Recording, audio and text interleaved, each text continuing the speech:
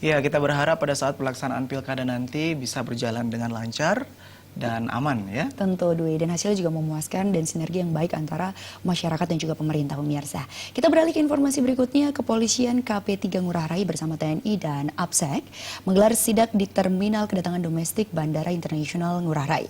Sidak tersebut menyasar sejumlah masyarakat yang berada di terminal termasuk sopir taksi.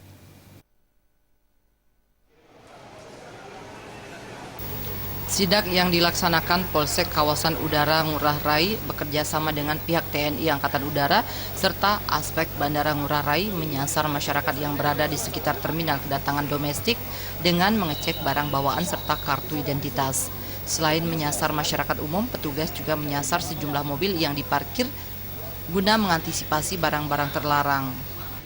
Kapolsek Kawasan Udara Ngurah Rai, Kompol Orpasari mengatakan, sidak ini bertujuan untuk memberikan rasa aman dan nyaman terhadap para penumpang serta mengantisipasi tindakan kriminalitas. Tujuan kami jadi semata-mata hanya untuk memberi rasa nyaman atau rasa aman kepada para penumpang yang baru datang, sehingga image yang terbentuk keluar bahwa memang Bandara Ngurah Rai ini sudah ada sistem pengamanan terpadu. Jadi dari kepolisian, kami juga berkoordinasi dengan rekan-rekan dari Angkatan Udara maupun dari APSEK sebagai penanggung jawab keamanan dalam otoritas ini. Jadi semata-mata untuk memberi rasa nyaman dan jaminan keamanan untuk para penumpang. Sasarannya apa? Sasaran, target? Ya. Sasarannya apa?